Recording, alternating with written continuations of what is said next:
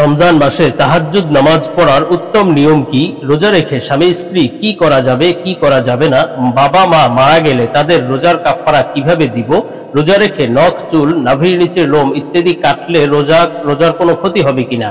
আসসালামু আলাইকুম ওয়া রাহমাতুল্লাহি ওয়া বারাকাতুহু। প্রিয় দর্শক, মনোযোগ সহকারে ভিডিওটি শেষ পর্যন্ত দেখুন, অন্যথায় কোনো মাসআলায় ভুল বোঝার সম্ভাবনা থাকে। আর সরাসরি কোনো প্রশ্ন করতে বা লিখিত কোনো বিষয়ে সমাধান পেতে ফতোয়া বিভাগে স্ক্রিনে দেওয়া নম্বরে ইমো অথবা হোয়াটসঅ্যাপে যোগাযোগ করবেন। তো আমরা মূল আলোচনায় চলে যাব। সম্মানিত নাজরিন, একটি জরুরি বিষয়, আমরা ঢাকার মিরপুরে শীঘ্রই একটি মাদ্রাসা প্রতিষ্ঠা করতে যাচ্ছি ইনশাআল্লাহ। মাদ্রাসার নাম জামিয়া ইসলামিয়া দারুল হাবিব। মাদ্রাসায় শিশু শ্রেণী থেকে নিয়ে নুরানি বিভাগ, নাজেরা ও হিফজ বিভাগ এবং কিতাব বিভাগ থাকবে ইনশাআল্লাহ, মহিলা ও পুরুষ শাখা। সুতরাং আপনার সন্তানকে ভর্তি করার জন্য যোগাযোগ করতে পারেন এবং দেশ ও প্রবাস থেকে কেউ দান, অনুদান ও সহযোগিতা করতে চাইলে স্ক্রিনে বিকাশ, রকেট, নগদ নাম্বার এবং ব্যাংক অ্যাকাউন্ট দেওয়া আছে, সহযোগিতা করতে পারেন। সর্বোপরি সবার কাছে দোয়া কামনা করছি। তো আমরা সরাসরি প্রশ্নের জবাবে চলে যাই। প্রশ্ন ছিল, রোজা রেখে নখ, চুল, নাভির নিচের লোম ইত্যাদি কাটলে রোজার কোনো ক্ষতি হবে কিনা? দেখুন, রোজা রেখে নখ, চুল, নাভির নিচের লোম, বগলের লোম, অবাঞ্ছিত এই সমস্ত জিনিস বা এই সমস্ত লোমগুলো কাটলে অনেকে বলে যে রোজা মাকরুহ হয়ে যাবে, অনেকে বলে রোজা ভেঙে যাবে। আসলে এই সমস্ত কোনো কথা সহি নয়। রোজা রেখে আপনি অবাঞ্ছিত লোমগুলো দূর করতে পারেন, কাটতে পারেন বা মুন্ডন করতে পারেন অথবা নখ কাটতে পারেন। এক্ষেত্রে কোনো রোজার ক্ষতি নেই। রোজা মাকরুহ হয়ে যাবে, ভেঙে যাবে, এই ধরনের কোনো সম্ভাবনা নাই। এগুলো সম্পূর্ণ বানোয়াট কথা। তবে পরবর্তী প্রশ্নের জবাবে চলে যে প্রশ্ন ছিল, বাবা মা মারা গেলে তাদের রোজার কাফারা কিভাবে দিব?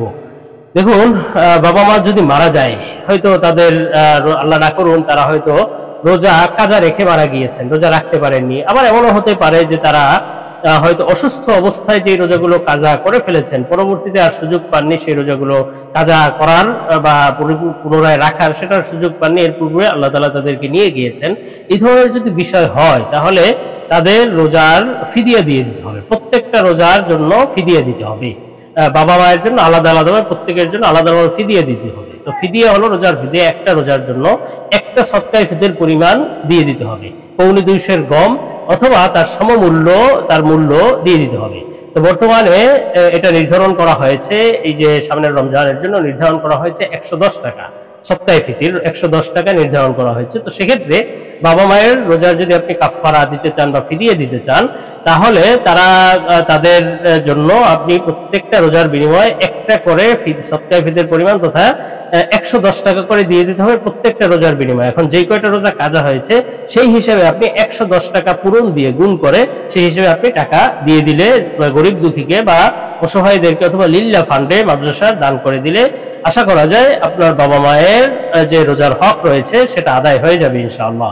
তো আমরা পরবর্তী প্রশ্নের জবাবে চলে যাই। প্রশ্ন ছিল, রোজা রেখে স্বামী স্ত্রী কি করা যাবে, কি করা যাবে না? দেখুন, রোজা রেখে স্বামী স্ত্রী সুলভ আচরণের ক্ষেত্রে সহবাস করা সম্পূর্ণরূপে হারাম। কোনো স্বামী স্ত্রী যদি রোজা রেখে সহবাসে লিপ্ত হয়ে যায় ইচ্ছাকৃতভাবে, তাহলে তাদের রোজা ভেঙে যাবে এবং কাজা এবং কাফারা উভয়টা দিতে হবে। রোজার কাজা হলো, রোজার কাজা দিতে হবে, একটি কাজা দিতে হবে এবং কাফারা দিতে হবে। একটা রোজার জন্য 7টা কাজা, 607 যেটা, এই 7টা কাজার কাফারা দিতে হবে, তাও লাগাতার ধারাবাহিকভাবে। মাঝখানে যদি একটা রোজা ভেঙে যায় অথবা না রাখতে পারে, তাহলে পুনরায় আবার শুরু থেকে 7টা রোজা রাখতে হবে। এটা হলো রোজার কাফারা। এই জন্য রোজা রেখে এই সহবাস, স্বামী স্ত্রী সহবাস থেকে পরিপূর্ণ দূরে থাকতে হবে। আর এই লক্ষ্যে সহবাসের প্রতি উদ্বুদ্ধকারী যে সমস্ত আচরণ রয়েছে সেগুলো থেকেও দূরে থাকা চাই।